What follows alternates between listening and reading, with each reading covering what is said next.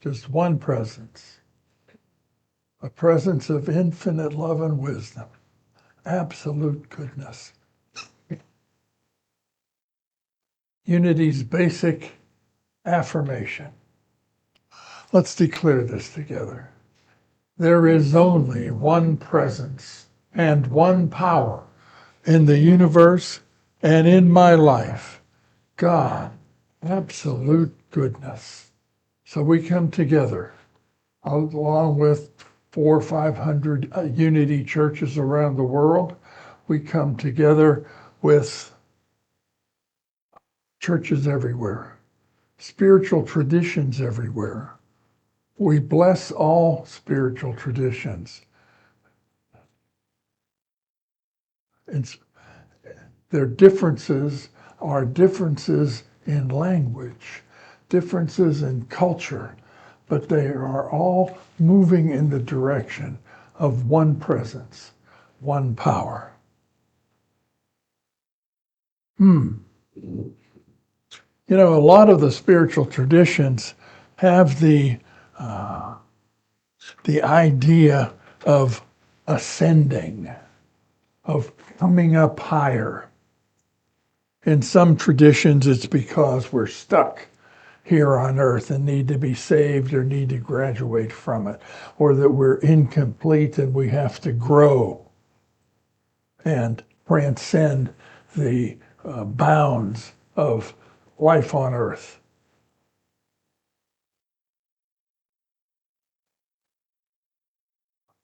They call that ascending spirituality. Ken Wilber, a philosopher of religion, says there's also descending spirituality. There's the idea of deepening, of moving into being. Some models of spiritual ascension, of a spiral coming up, going up higher and higher. It works the other way too, of a spiral going deeper and deeper. So we're about to embark on a journey here using a book that is descending spirituality. It's about going deeper. What's in the way is the way. That title says pretty much its whole approach. All we have to do is get rid of the obstacles. That's the main job of the spiritual path, is to clear it. Because what we need is already there. So this is a 10-part series we're going to be doing throughout the spring. There are some really good used copies down on the office counter. Some of them are brand new. It's going to be more than 10 weeks because we've got a couple things coming up in between. So it's going to be spread out through the next few months. This is an interesting basic assumption. Everything's okay. It's all good. You've probably heard people say that. It's all good. It's all okay. The first chapter is called It's All Okay. It really is. How could anybody say that given what's going on? If we look around the news anyway, how can you say it's all okay? We can look out at nature and say it's all okay. It's all okay is a faith statement that God's in charge. And all things are working together for good. All is well.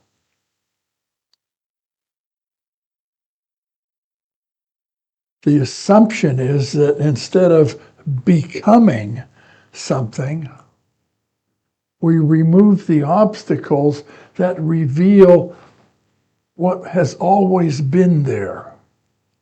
So this is a different approach. This is a more Eastern approach. It's not exclusively Eastern. St. Francis said, "You are that which you seek." You know, Jesus said the kingdom of heaven is here now. It's already here. Seeking it is just a little movement inside. It's not a life practice. It's just find it. It's here now. So this is about being first rather than doing. Our culture is very much about doing, getting this done, solving problems, building something new, do. And being. Charles Fillmore, the co-founder of Unity, said, go to God first. Go to headquarters first, and then decide what to do. Long healing tradition in Unity.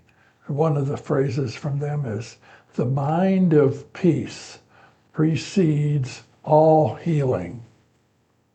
You could say the same thing about the mind of peace precedes all harmonious actions, all steps towards prosperity, all steps towards having a sense of personal fulfillment. It's all good. Everything's working together for good. You know, it's easy to say that as a way of pretending that there's nothing difficult going on around us, having blinders on. This is not spiritual bypassing. This is getting things in the right order rather than starting from what's going on in appearances. We start first with what is true and changeless and an eternal resource within, and then taking that to what's going on around us.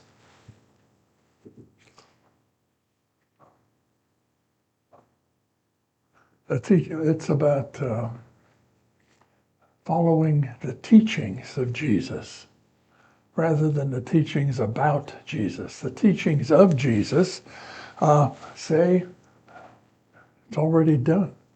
It's already here. You just have to connect with what's already true. The Sermon on the Mount was the central core of his teachings, and it's all about how to be, what to think. It's about consciousness rather than about a lot of actions, and a lot of the rest of the religion about Jesus is about what you should do.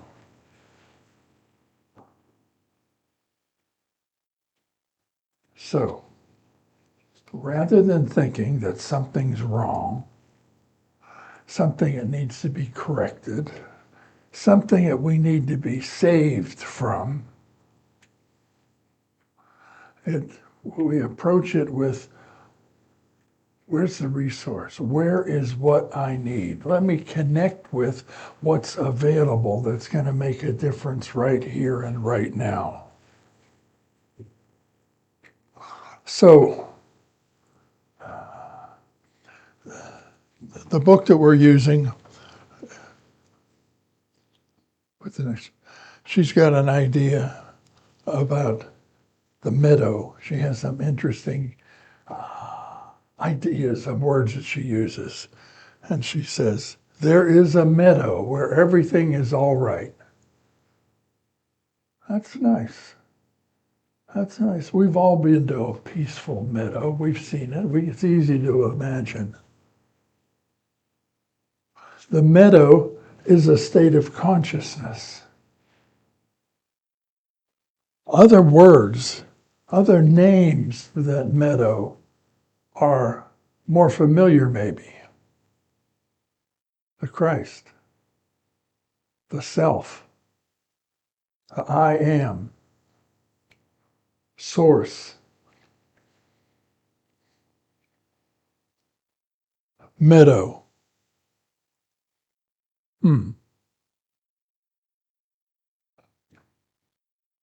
Meadow is a fresh way of thinking about some of those traditional spiritual terms that seem kind of nebulous. Meadow has a feel to it. It has a look to it that says, all is well. Everything's okay. I can be here and live from here. Can't stay there all the time. But we can keep a connection. We can keep a pathway open to that meadow all the time so that there is an energy flow, so that there is a connection there. Some spiritual traditions say, withdraw from the world and live in that spiritual place all the time. That's really difficult. That's not practical. It's extreme.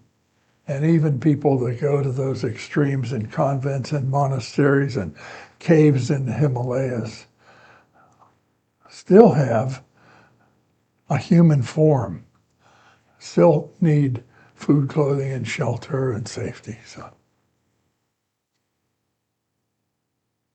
the meadow is a place of renewal. It's a place of rest. It's a place of inspiration, as is the Christ, the I am, the source, our assumption about God. How do we get there? How do we get to a sense of all is well, a sense of peace, a sense of quiet and security? Well, meditation is a traditional path. But another path that's not quite meditation, but it's related, is the path of the heart. See, the mind has a lot of ideas about the meadow and where it is and how you can get there. And the mind's always going. The heart lives in the meadow. And so put your mind in your heart. Traditional statement from the desert mothers and fathers of early Christianity. Put your mind in your heart and be with the divine. So, how do you put your mind in your heart? Imagine it. Follow the breath.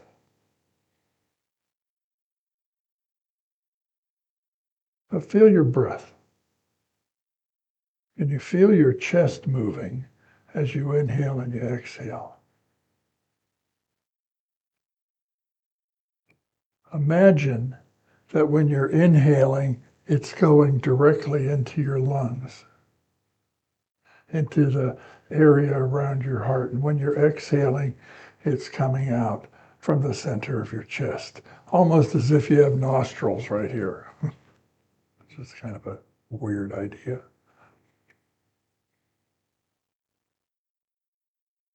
And there's a song that we often sing in preparation for a heart meditation. And let's do that now as a way of affirming a path of the heart. Okay?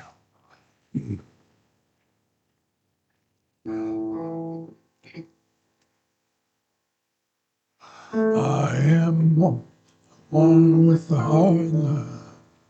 I am one with the heart. I am one with the heart of the Father. I am one with God.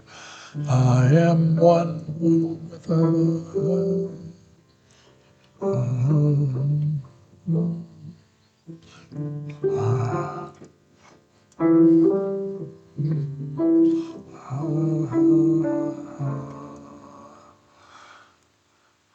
I am one with the heart.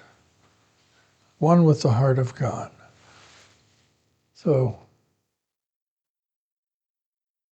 imagine bringing your mind down to the heart. Some spiritual teachers say it's the most important movement you can make, from the mind to the heart. Hopefully, coming to church is like entering the meadow.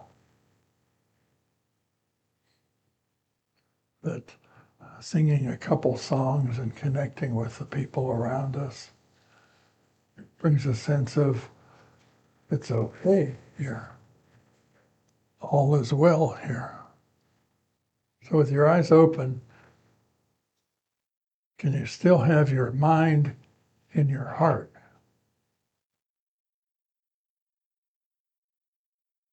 A sense of ease and grace, a sense of trusting that all is well. That's different than having our attention in the mind. The mind is busy, is active, is affected by everything that's going on. We're talking about the mind a lot in our culture, particularly in spiritual traditions. We'll talk about the mind. Now, in Unity and New Thought, we have a lot of things that we say about the mind. There's a lot of different models and ideas about different qualities of mind. We have, that there, as if there are, there's more than one mind. Put the next one up. Old time Unity talks about the Christ mind and the carnal mind. Carnal mind. Sense consciousness versus Christ consciousness. And you've probably heard higher self versus lower self. True self, pure false self. What's that mean? We have some vague idea about that. In some of the Fillmore writings, he makes a distinction between personality, outer-based stuff, versus individuality or uniqueness. That's kind of like Carl Jung's persona versus self. Spiritual self and ego. We hear a lot about ego. Have to kill the ego. Well, you can't kill the ego and still be in the world. Here, you need an ego to function. But it's more of a question of what part of ourself is driving the bus? Which part is in charge? And so in our book here, she uses, there's the meadow, the self, the heart space, and then there's the storyteller. The storyteller never stops. The storyteller is going all the time. I found that useful. That's a useful way of thinking about the ego, the conscious mind. You see, the right column there is outer based. It's informed and built by our senses about our living in the world. We remember that book we studied about the shaman? And he said that what's happened is that we become domesticated. The unlimited spiritual soul that we are becomes domesticated by life, and we're supposed to have that sense of original wildness. Well, I liked that word. And so all those things on the right are examples of domestication.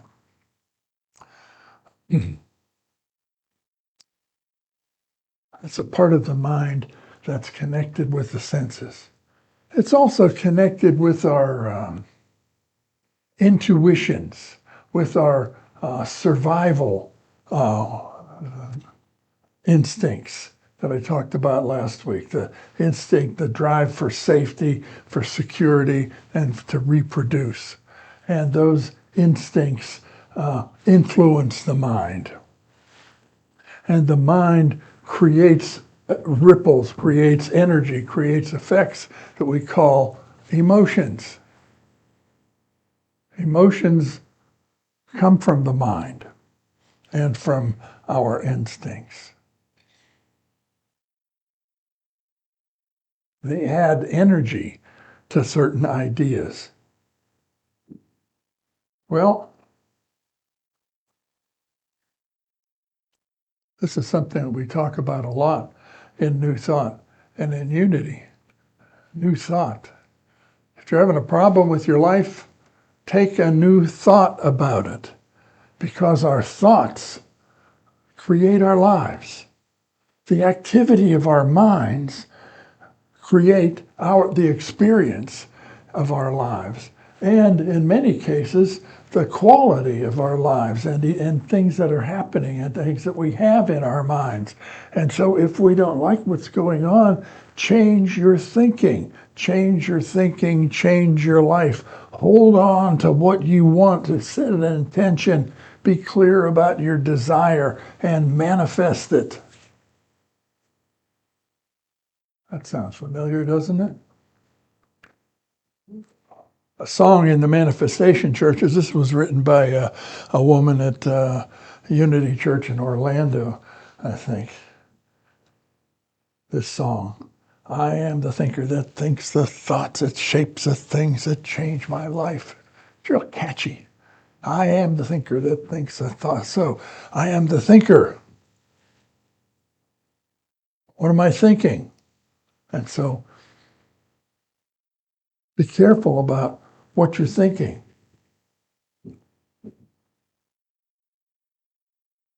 Not just the surface things, but if you really want to get somewhere, you have to think deeply, connect with the power of the subconscious mind, because there's real energy there, the subconscious mind.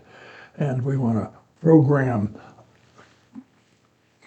ideas that are flowing there beneath the surface. Ideas that may have more to do with shared human consciousness, with a collective unconscious, than with our personal things. It might have to do with family history, has to do with culture, but we because if we go deep inside, we get closer to those divine qualities that are deep within the 12 powers.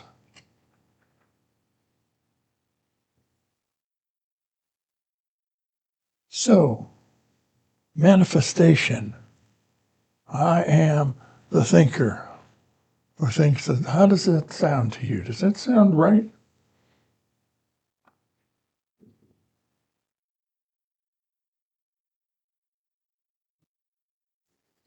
Something wrong with that. Okay? That's a misidentification.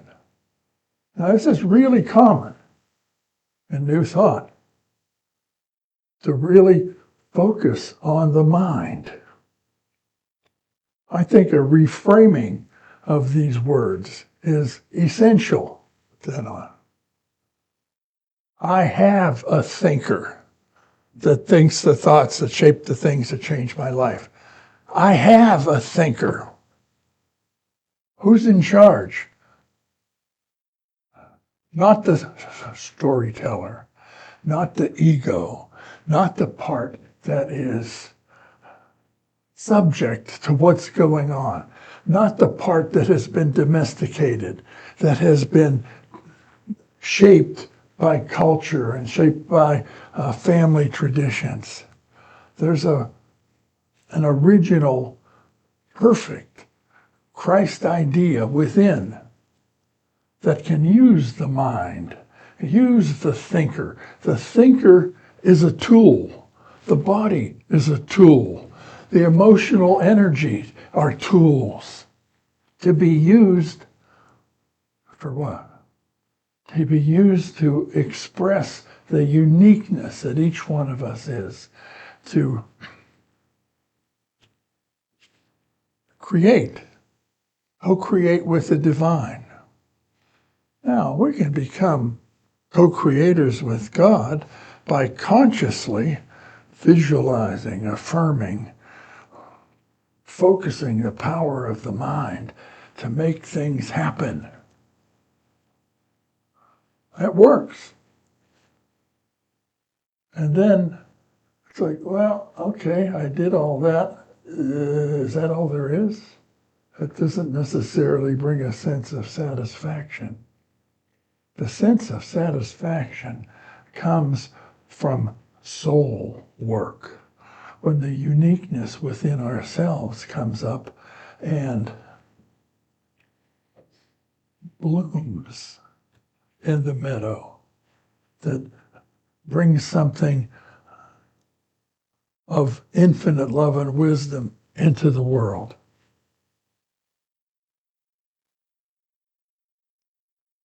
What's using the thinker? The programmer that's around us, or the perfection that's within us?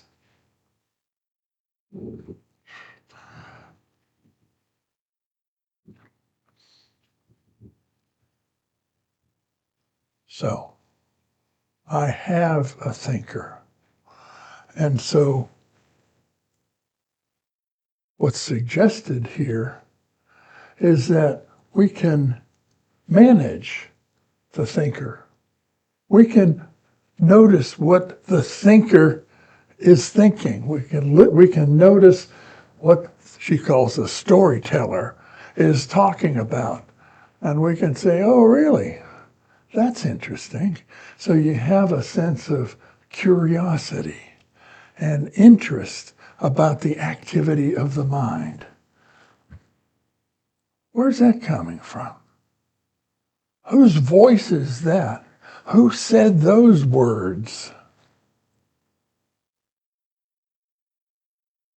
Metaphor that she uses is that the meadow, the brightness, the clear light of the meadow is obscured by the clouds of fear, the clouds of wrong thoughts, the clouds of what they say. And it clouds our experience, and it makes things heavy, and we don't have a sense of being fully alive as we feel whenever the sun's out like this.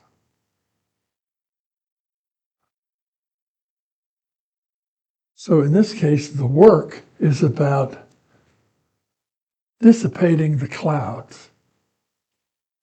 She has a phrase that she uses, look to unhook. Look to unhook. So this is like mindfulness meditation. You become aware of what's going on. You become aware of what's in the darkness, in the light, and then it doesn't have the power, the energy that it has. So you bring the light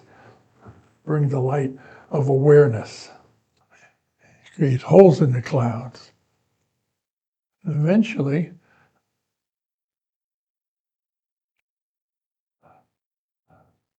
there's light.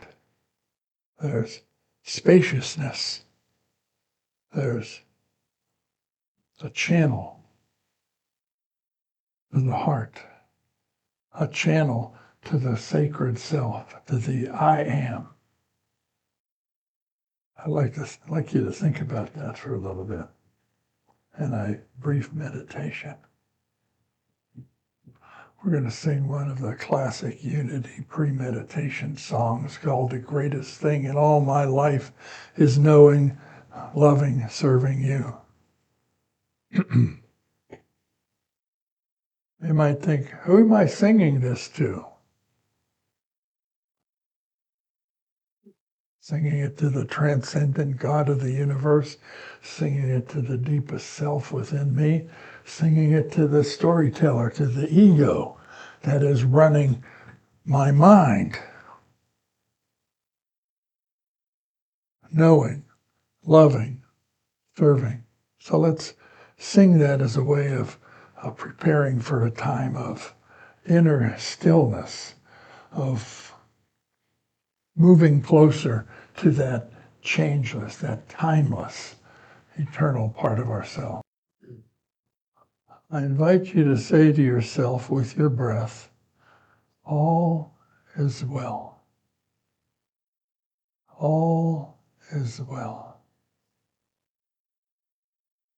Let the movement of your breath whisper that affirmation.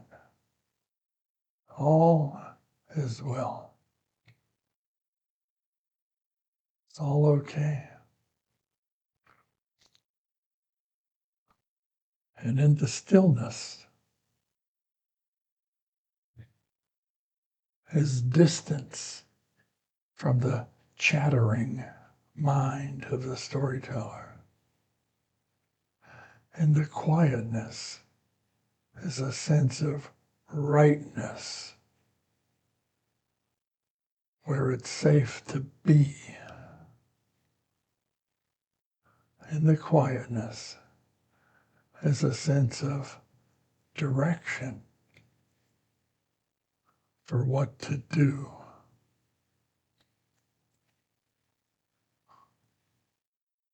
Enter a place of peace.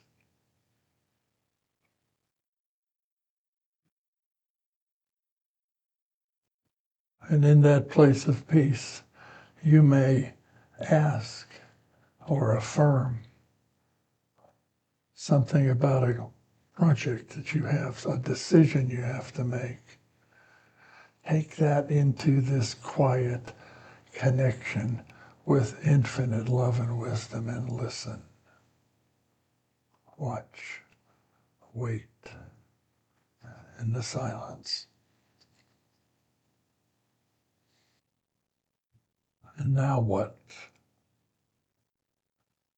What would you have your mind do for you? How would you use that fabulous tool?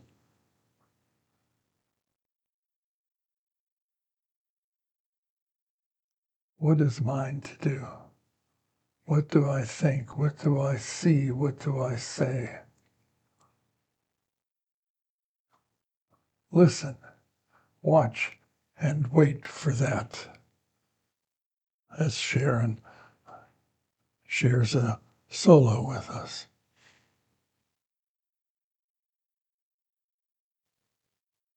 It's time to bless our giving of our time, talent, and treasure. Giving in support of the spiritual community, giving in support of life on earth with our time and our talent and our treasure.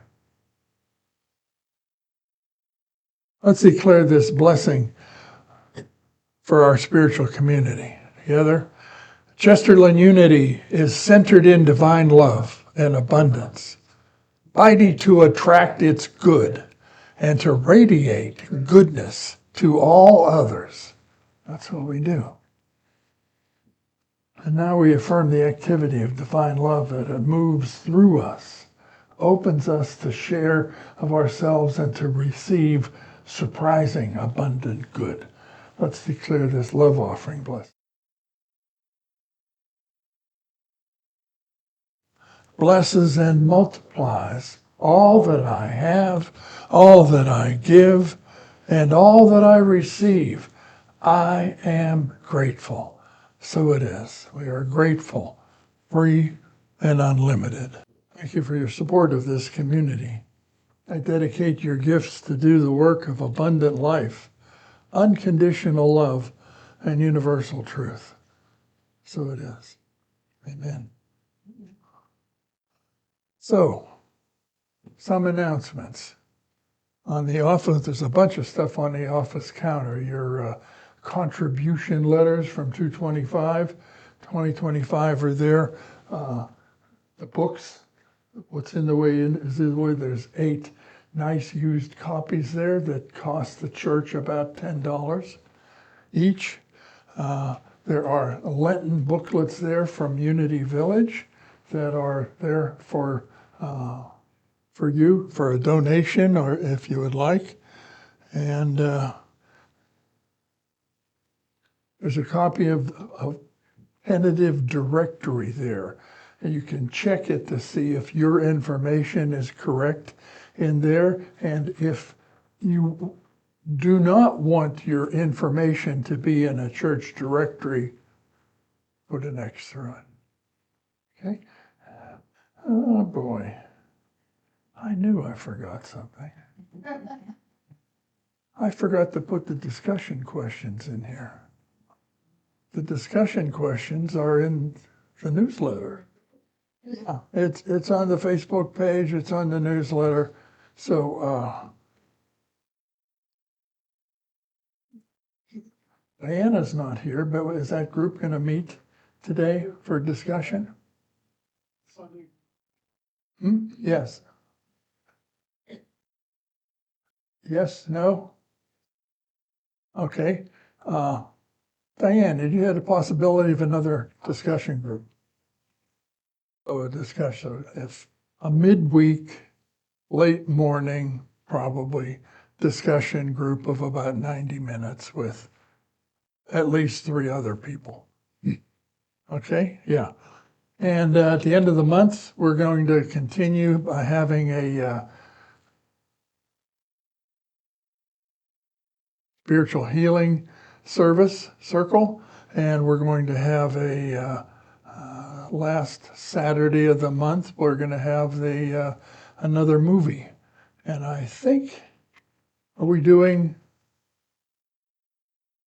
Come Sunday? We talked about that.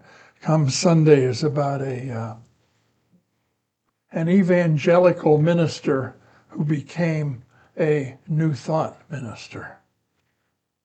It's an interesting journey. It's a true story of, I'll remember his name as soon as I step down.